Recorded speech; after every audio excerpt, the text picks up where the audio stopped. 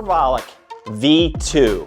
This is a super safe and effective natural anabolic. Not only is this product going to help you increase protein synthesis, which basically means muscle recovery and growth, it also may inhibit myostatin, which is a protein in your body that is known to inhibit muscle growth. This is a complete natural anabolic that works through multiple different pathways, has multiple trademarked ingredients.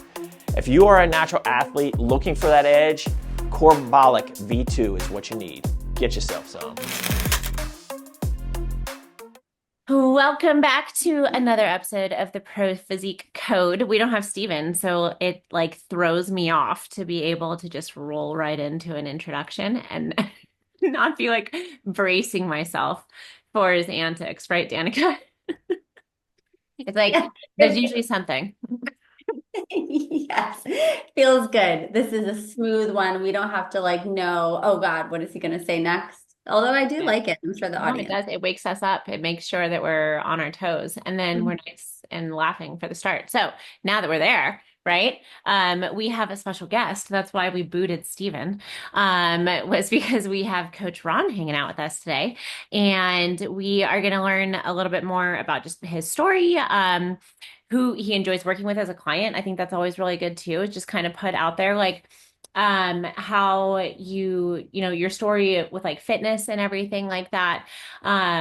Being that we mostly talk lifestyle stuff, we always kind of dig into that where we all have competitive backgrounds and different things, but kind of how do we just float stuff now? I know recently you've been through a big surgery, right? Was it your leg or your foot? Yeah, it was my foot. I broke the side of my foot and had to have a pin put in it.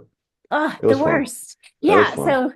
So seeing you get back into stuff. So just kind of talking about those kinds of things. Like I said, clients you like to work with, that stuff. And then you know that Danica is going to run with it and she's got some good questions. The best is when you see her with her pen, she'll start writing.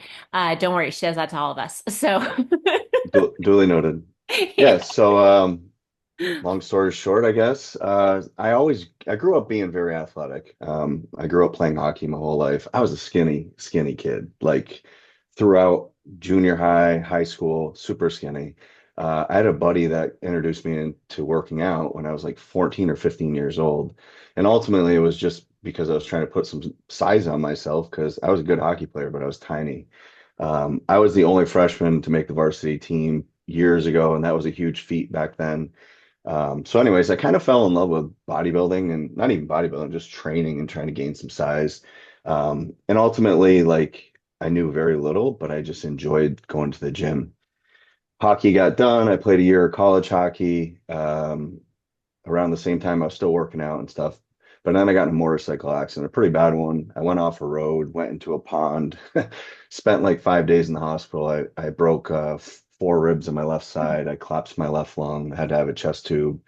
I broke T6 through 12 in my back.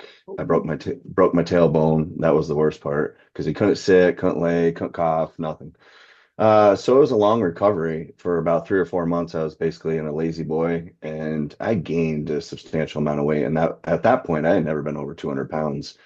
And I was probably trying to think how old I was, 21, 22 when this happened. And I think so. That would have been 2000. Well, boy, I'm going to date myself. I'm 46 now, just so we have a reference point here. So this was 2002, I believe. And I ended up getting up to 220 pounds, super depressed. I mean, physically, I was just trying to get myself back to normal.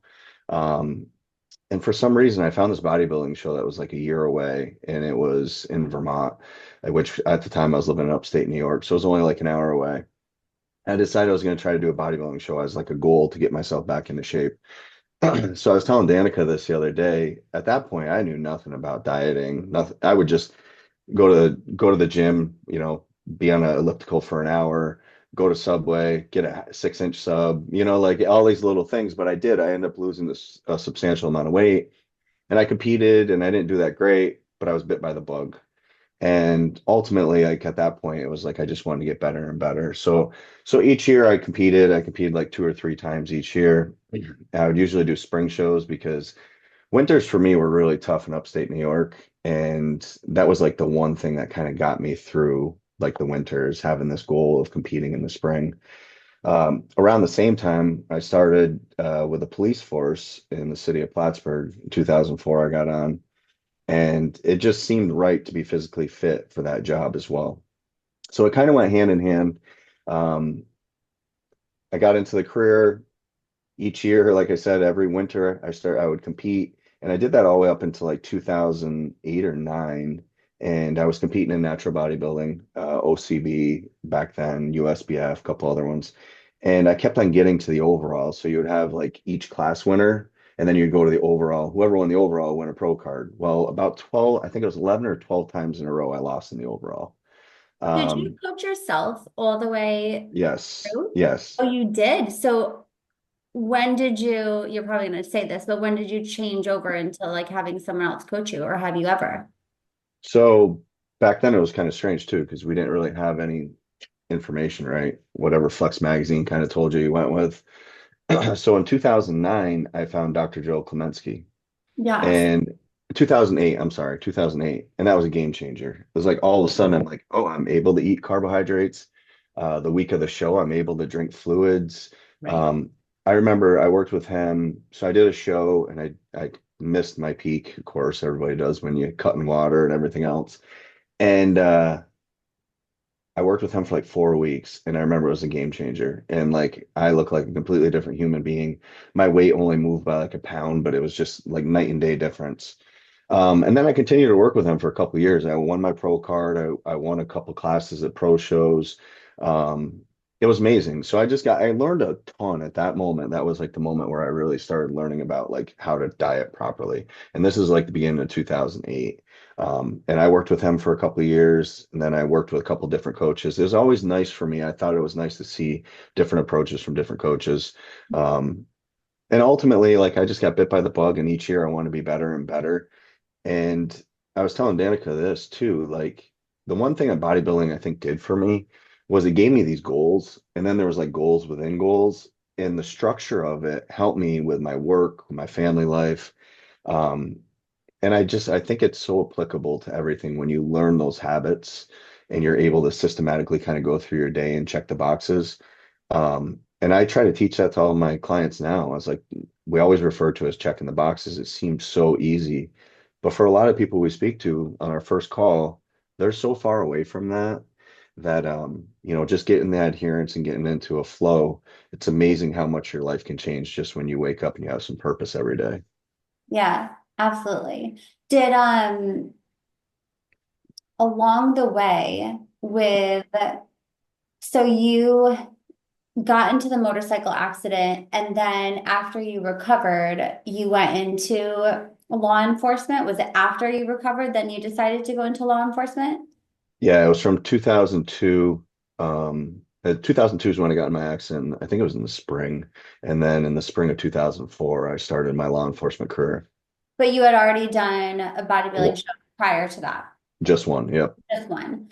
How was that? Because did you do any like, because you had to go into the academy. I'm hmm not sure what the academy looked like for you then, but were you dieting then, or just No, maintaining it was at that point?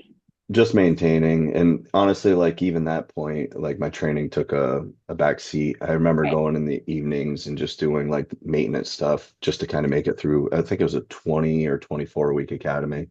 And then it was a big shift too because I started working nights. I worked nights for 8.5 years, 7 p.m. to 7 That, a.m. yeah.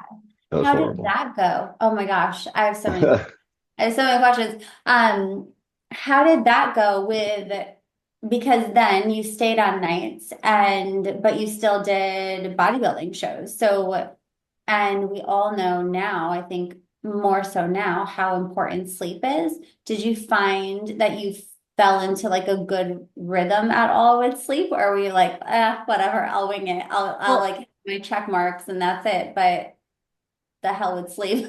before you go there, what was your routine with those shifts? Because like Yeah. I always wonder how those get broken out. When I was in the Navy, we would do 4 12s, but it would be the first 2 days would be AMs, and then the second 2 days would be PMs, and then you would get 4 days off. And so you'd go 4 on, 4 off, but they would switch. And so like that was fucked on the circadian rhythm. But were you able to like stick with a night routine, or like did it fluctuate a lot?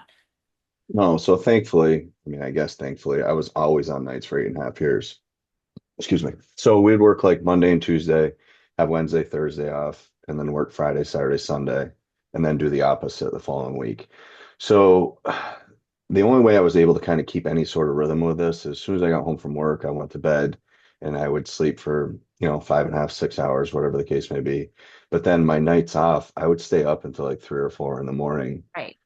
just so I could kind of keep my sleep schedule. So that first day wasn't so bad going to, work. And I remember like going to the grocery store. Thankfully, they had a Walmart and at like midnight doing grocery shopping or going to the gym and doing cardio at like 12 o'clock at night, which is seems crazy to me now, but back then I was willing to do it. And I mean, even with my food schedule, right? Because like if you're up 24 hours and you're trying to stretch your food all day, that's miserable. So it was tough. And I think when I was younger, I was able to get away with a lot less sleep than I do now. Yeah. And I obviously think that that was probably bad for me as well, because there was a lot of times where I went with little sleep and just forced it, lived off caffeine, all the things you're not supposed to do. How did Yeah. you approach that with your calorie, like with if you had a like targets for your day, and then you Mhm. were going to be up with a shift that took you, past midnight, like into a different day? How did you look at that? So I always tried to do it from the moment I woke up to the moment I went to bed. Okay. So like some days I'd have to stretch my food a lot longer than other days it'd be a little bit more condensed. Like my first day off from work, I'd wake up at like 2 in the afternoon and go to bed at like 4 in the morning that morning. So like what if I was having 4 to 6 meals, I would have them in that window. And then the other days I would stretch it out. If for some reason my day got extended and I had to eat an extra meal, I would take it away from the following day. Yeah. Does that make sense? Like basically take my macros and put them in 2 days and um, make them work in a 2 day in a 48-hour window as opposed to a 24-hour window. Yeah, Yeah. that's what I usually do with like nurse clients, or if I have people who are going to be out like in the field or something, where I'll have them look at like a 24-hour clock almost, where I'm like, just start it here and end it there. And then however it works, just keep it Right. that way. And like, if you give and take, like whatever, it makes it easiest for your brain to figure it out. Yeah. Yeah. And I think being systematic with it is the only way to kind of go about it. Like there are certain days if you're not prepped with food and stuff, it just, especially in that line of work, you might have to go 6 hours without eating just because you're on a complaint with something or something busy's happening. And then having that food readily available when you do have time just to wolf it down is you can't run on the fly and hope to make your macros work that way. Right. Yeah.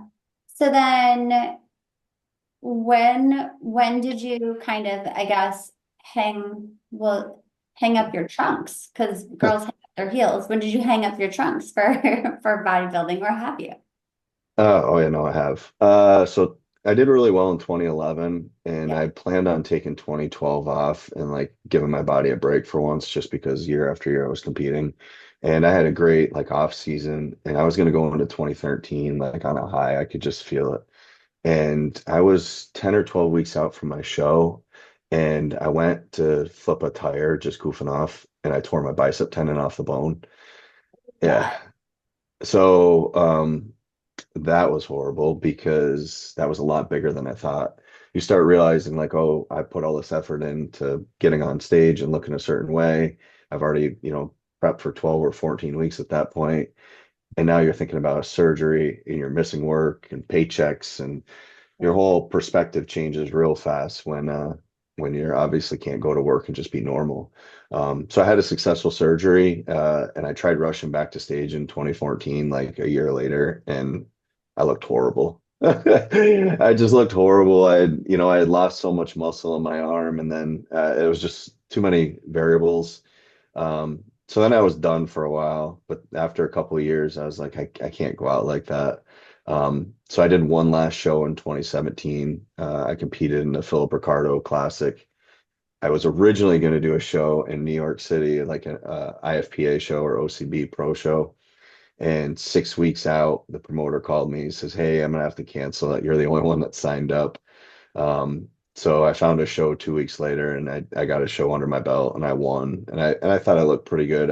I think I would have looked better if I had 4 more weeks, but I was willing to hang them up on that one. Around the same time, I got some different work duties.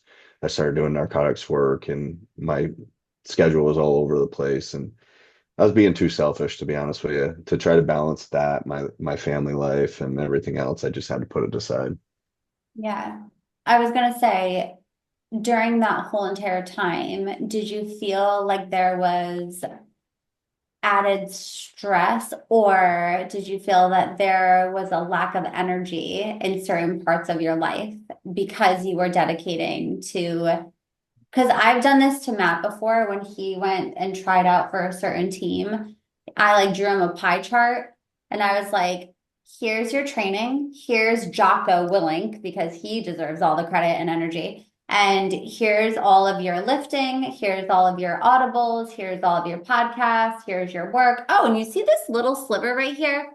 That's me and the girls. Like that little one right there. That's us.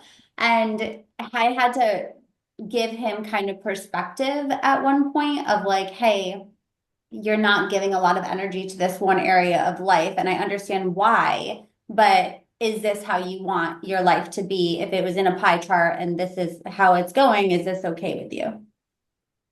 Yeah, and I mean, you hear some people can balance it, and I'm sure there is a way of balancing it, but I think certain careers too require a little bit more out of you as well, mentally, physically too, but mentally, and having to be able to have a lot of the stuff that your husband does and what I was doing, you have a lot of things in the back of your mind at all times, right? So like even if you're checking all the boxes, like mentally, you're just not there in that moment, and it's hard to kind of disconnect yourself at all times. I realized that I was, to be honest with you, like my energy levels were pretty cruddy at that point too. And I wasn't doing as good as I probably could have at work. Like I didn't want to be there. There's a guy I work with who's hilarious. He's like, "You're the most fit, lazy person I've ever met." He's, "You'll drive around to find a parking space close to the building." Because I mean, at that point, I was just exhausted. And I'm like, I'm just like a caged animal. I'm just waiting because I have about 5 seconds of energy in me, and then after that, I'm ready to take a nap. Um, but yeah, so I think we've all been there in contest preps that things get more difficult. And I think at that point, I'd done enough shows and I've experienced enough. I didn't think there was anything else left for me to kind of prove to myself.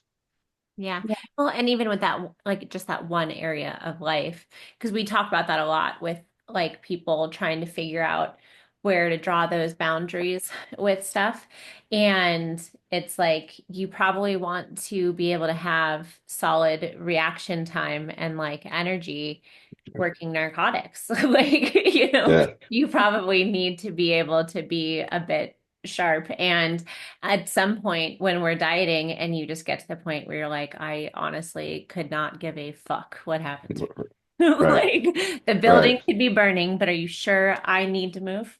Like, and like, so then getting to that place, which like, is the juice worth the squeeze when Right. it comes to this? And like you said, I think if you're at a place where it's the main thing or you want it to be the main thing, you can find a way to make it work. And like I mean, balance is hard, right? Like I don't think there's ever balance when it comes to situations and like with relationships and like stuff like that. Somebody's always there's like give and take like when it comes to stuff, but you can want to put the effort towards making that stuff work. And then there's other ones when it's just like I don't even really want to push this, and like you might as well just pull back. Like, why are we making everyone's life harder with that? And that can be like a bunch of different kinds of not just diets, but like different hobbies and things.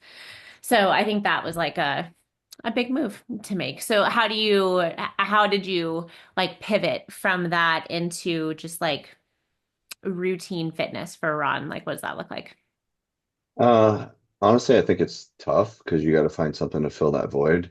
Thankfully for me, like I love playing hockey and I really got back into, trying to play hockey more often. And the competitive juice is always going to be with you, right? Like that's just kind of in my nature. So I think playing hockey's helped out a ton. Like we need to have that kind of outlet. Yeah. Um, around this, of course, around the same time too, I had some issues with my son was super sick, and then I've had some injuries. So it's like I haven't caught a serious break since then, anyways. Yeah. So to be realistic, I don't think I have it in me to even push any harder than I did back then. And I think that makes it a little bit easier too to kind of walk away, just knowing you don't really have that fortitude anymore. I hate admitting that, but it's true.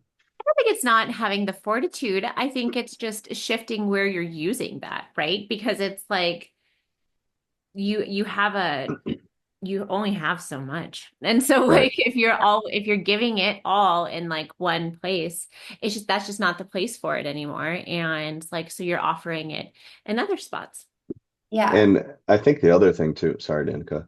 I think the No. other thing too was, I had a real big goal of retiring and getting out of New York.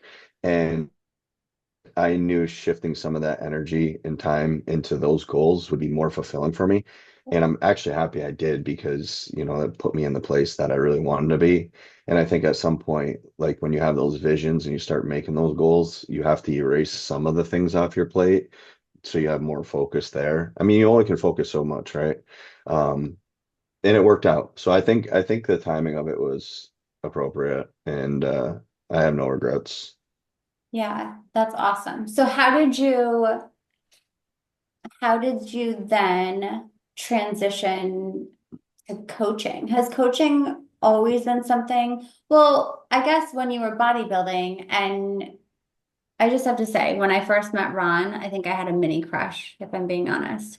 And I was You like, the pro bodybuilder, oh my God. And in my mind, do. I thought it was like this like amazing thing. And he came to my gym and I was like, oh my gosh, act cool, act cool. So And funny. then I feel like knowing how I reacted, that there were probably other people that were like, what do you do? Can you help me with my macros? Or can you help me with my diet? Can you help me with training? Right? Like they want to know all the things that you do, or even like the people that you work with too. Did you ever dabble in it like loosely when during that time of bodybuilding? And then how did you transition into actually coaching? Absolutely. So for several years, I helped people either get on stage or just try to get back in better shape. Um, Honestly, it's one of those things too, like it's quality of life for me. Like I really love seeing, like helping people out and seeing them make these net changes, which impact their whole life, right? And like I found that to be somewhat rewarding when I was even being a police officer, but it was very difficult to do that in any real capacity other than a couple people here and there. Um, so when I retired, I moved down to Tampa, Florida area, and Paul and I have been friends for like 12 years.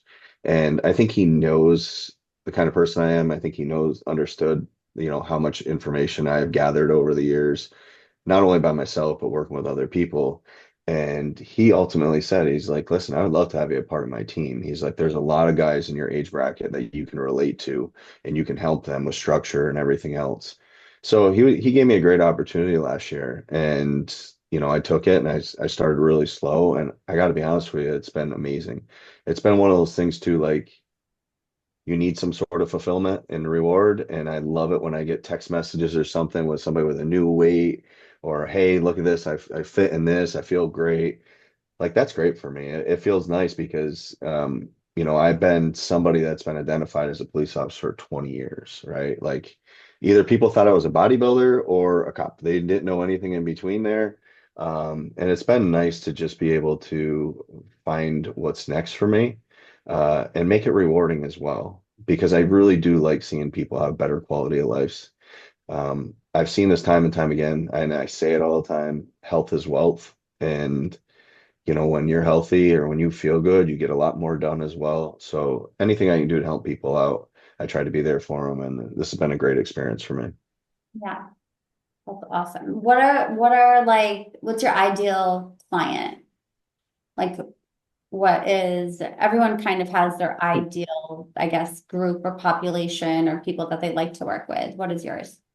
Sure. So, I mean, I think the craziest thing is I've actually had a great amount of success with like women in their 40s. But Wonder that's why, really Rob? I wonder well, why.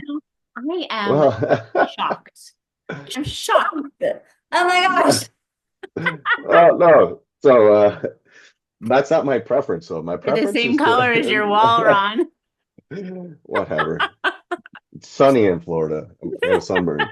Um, no, I think a lot of it is like guys in their 40s, like people that have been kind of grinding and working and putting everything else in front of themselves and get to this point where they're unhealthy and building those habits, kind of making things where, like, listen, you got to put yourself first once in a while. Yeah. Um, and you really have to do that. And I think being able to talk to those people and relate, my phone's ringing, being able to relate with those guys in that age bracket, having stressors and stuff, I think that's my favorite bracket to work with because, like I said, they almost seems like a friendship for me. Yeah, yeah. And I'm sure that I mean, to see that it's like possible, right? I feel like a Right. lot of the times, because I work with a lot of women who are in their 40s and they want to be inspired in a way and know that like, okay, this is possible. Like I can be in my 40s and have like kiddos and have a career and do all the things and still take care of myself. I think that you're very relatable in that age bracket and it's inspiring too.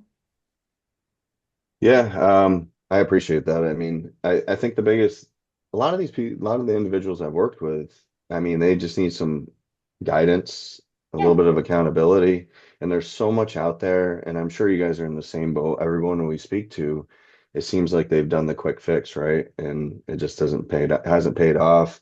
And none of the individuals I work with, I'm pretty straightforward with them. I'm like, we're not trying to fix this in a month. Like, this is something we're trying to build new habits, new routines. So this is the new you. Um, so we're not circling back and doing this all over again in a couple of years. Yeah. Yeah. I mean, I loved how you pointed that out with your shows, even like, and the routine of like that, where that just became like, this is just what I do. And just get like some having it be where you like maintain that baseline routinely. And then you had mentioned too, having like those habits built in and how a lot of people are just so far from being to where it's like the oh Danica, I forget what you had called it like recently, but where like you've put the enough effort in to where you don't have to put effort in anymore. Like Oh, and when your conscious choices become unconscious habits. right, yeah, and they're just like what you do because you've just built it in. And getting to that place takes, those years and years and years of reps. And I love that like obviously you were competing and wanting to win and stuff like that, but a lot of it was just coming back at a place that you felt good about, how you presented, how everything went, and like competing against yourself. And like I think in this sport and just in this industry in general, it's so important because so many people, and especially in that population, I feel like the two questions are like, it's always the same question, but like in two different ways, where it's like, is it possible? Right? They'll have like a picture and a timeline. Is it possible? Like, can I do it? Yep. And so trying to take away like the comparison of it a little bit, or like the external part of that, and just like go against yourself, like work on the daily improvements and just trying to, kick that can down the road. Yeah, especially with contests too. You never know who's going to show up, right? Like, so those are one of those things. It's like you can just be as prepared as you can and try to beat your previous look. And have everything else outside of that little world still be operating normally. I think that's a huge success. But that's one thing I don't want to do. I don't want to work with contests prep. Just not something that I feel good about. Like it's just not something I can get behind somebody and hoorah them anymore. Just a change of mindset. I've nothing against it. It's just not something that I really want to be doing. Yeah. Yeah. Yeah. Have you noticed a huge shift like because I competed around the same time that you competed and continued, but that's when I got started when you did. Have you noticed a huge shift in like the bodybuilding world? And are there some positives that you've noticed and are there some negatives? Yeah, and I really haven't followed it honestly since I Yeah. stopped competing, but I can tell you that I remember the days of the message boards and how close-knit of a community it used to be. I mean, I can tell you all the OGs from bodybuilding still, and and nowadays, I think as soon as social media started kind of blowing up, like that disappeared. And I think I lost a lot of love for competing then too, because it would seem more close knit and more like a family thing. And then all of a sudden it was like, oh, this guy has this many followers and stuff. And Yeah. it was just hard for me to acknowledge that because a lot of those people didn't go up on stage and compete against me, you know, and like um, it was just a different world and a different time. And I don't want to sound like I'm a dinosaur here, but it's just not something I wasn't ready to make that kind of move. But it was a great sport. I met so many people. Like it's insane how many people I've met and the relationships I've kept. I met Paul from a bodybuilding.com forum, and well, I don't even know what year it was, 2008, I think, 2007, 2008. I came down to Disney and he was living in Orlando at that time, and we met up and we trained a couple days in a row. And that was just from meeting somebody on a bodybuilding.com forum, you know, and following each other. But obviously it's a great community, and certain people are really nice and worthy of your time. And then there's other people that I just don't have any time for. So, but I appreciate Paul. And the one thing I like about ProPhysique too, I wanted to bring this up is, um, there's a coach for everybody. And I think that's kind of the cool thing. Like I was just talking to somebody the other day, somehow or another, I was talking to them and they're diabetic. And I'm like, nah, I'm not your guy, but I know two people that are, you know, and I think Paul's put together a good team that kind of everybody can find their coach, you know what I mean? Whoever calls. So that's been pretty neat too. And I think like I said, I think I've found kind of the group I like working with. And I'm sure you guys have been this way too. I mean, you get on a phone call with somebody and you don't connect. I mean, it happens, you know. Yeah, yeah, absolutely. And it's interesting too, at least for me, I've noticed that there's been an evolution in my coaching and who as my life evolves, then my coaching also evolves too. Like I started with just competitors and and honestly young girls. Like it was like in their teens, early 20s. And now it's more in their 40s. And I'm always like, is my coaching style, is it because I'm changing or is my coaching style changing or is it what I'm gravitated like towards more? But I like it because it allows me to always be evolving in my Right. coaching, right? Like if I only stuck with competitors, I don't like maybe there's some growth there, right? In how I execute a plan, but I love to feel challenged and I love to always be changing it up and not be doing like the same old like thing over and over again. And with coaching, you get a different case study pretty much like every single time. And I love that because you have to work to like tweak things and your own philosophy. And sometimes your philosophy is challenged and you have to be able to like gain different perspective. And I love that because you're always growing as an individual with it. Yeah.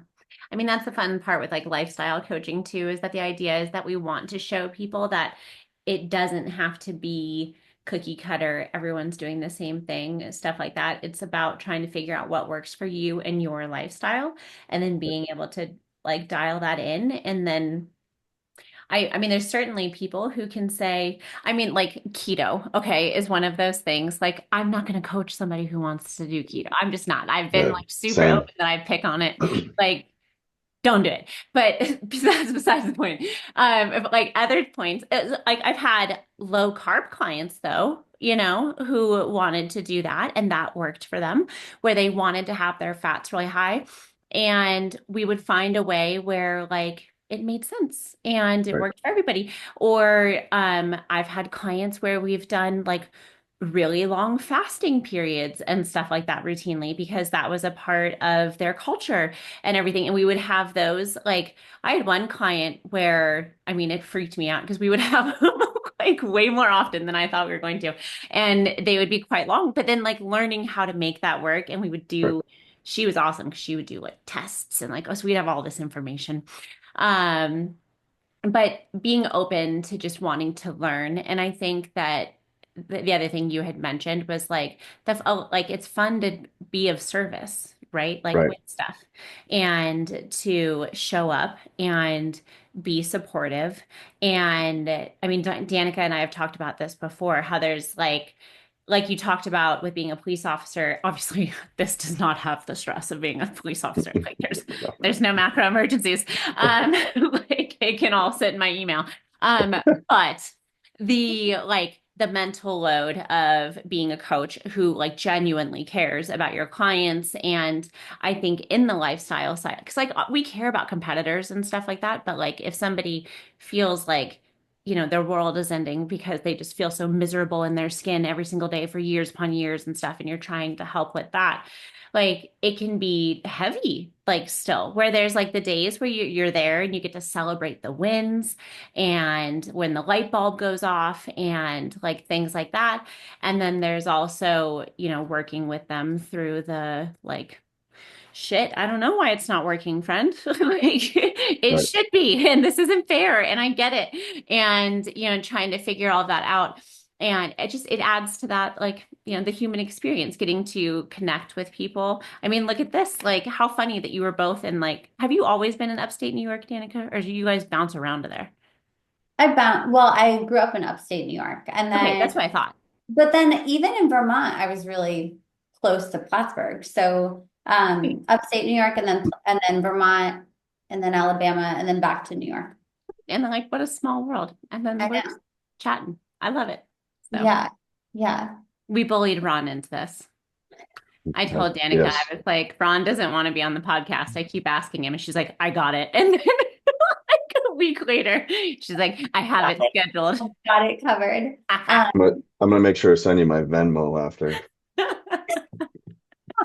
I love it. I was gonna say it must feel in law enforcement, I mean, Christina hit on this, but like the stress is so different.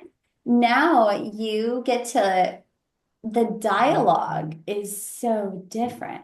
Do you find that hard, or did you find that hard to transition at all? I'm just like do you find it difficult at all working in law enforcement and doing what you did, the way that you would talk to people and your tone and your like the Delivery. intentions behind your words and everything?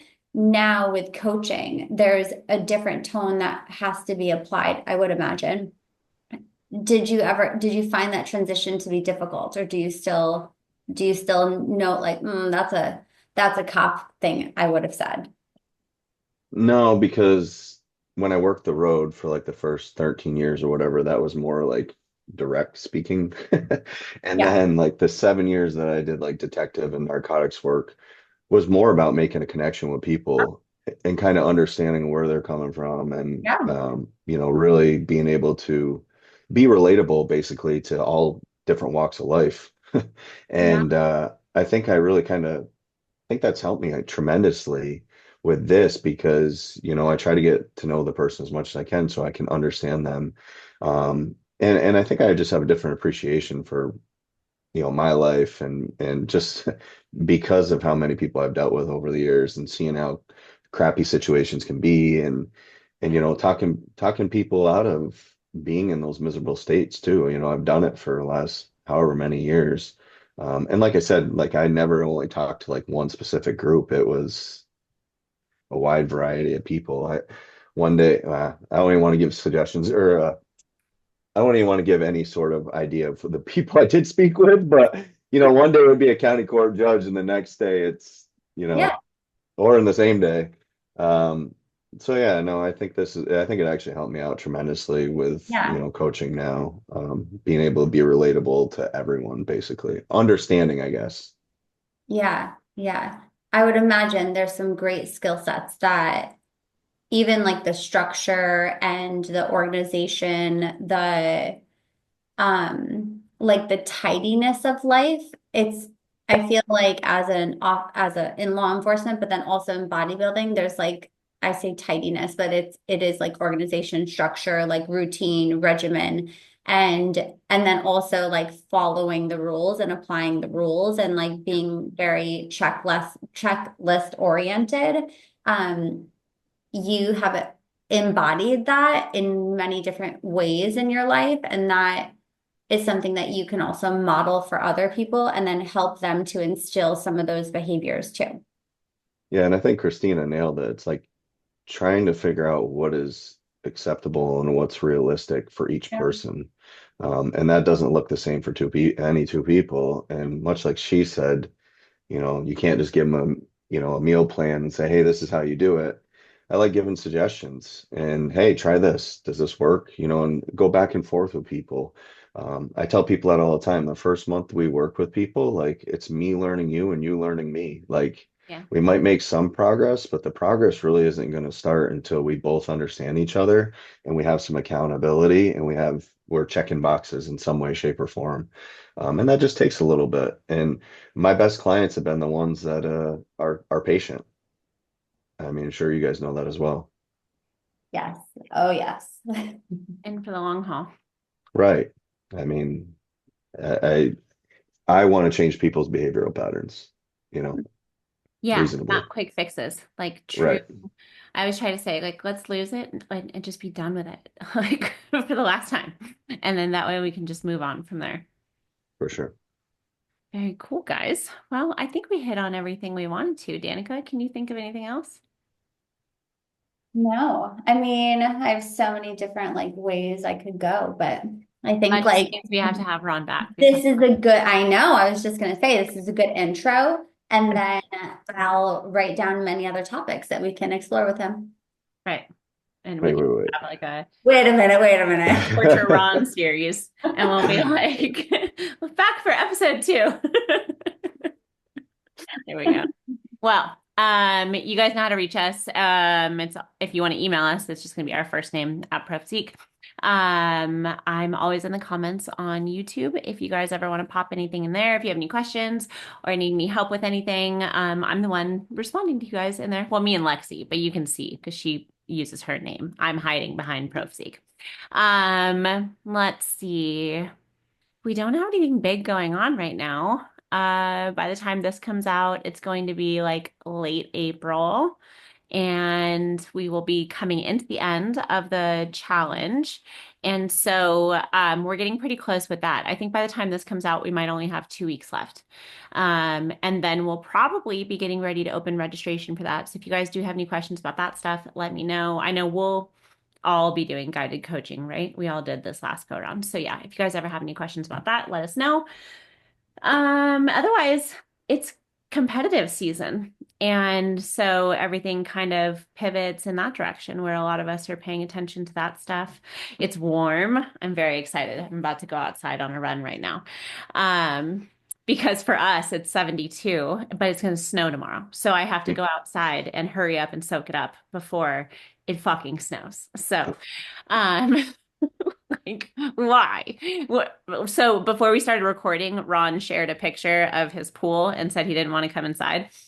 I'm not shitting you. I was so close to being like, we could reschedule. You should stay out there. You know what's the difference though? It's going to look like that for the rest of the year. So it's like, it's Yeah. okay. Okay. I'm so jealous. I'm like, I better get outside and just be there and take it all in because tomorrow I'll be like closing There's all the drapes and I'll look at the snow. there's no fear of missing out on good weather in Florida. Yeah. It's too true. That's Well, I'll be nice. there very shortly. Oh, Florida next week. Oh, so I won't be recording next week. So you guys will have I think Stephen might be recording with Dr. Joe. I forget. I think we have a special guest one. I'll have to find out for you guys. Somebody should talk to the podcast director. Who is she? That girl. So I got to figure that out. But yeah, if you guys have any questions, topic ideas, things like that, as we go into summer, keep us posted and we'll talk to you next time.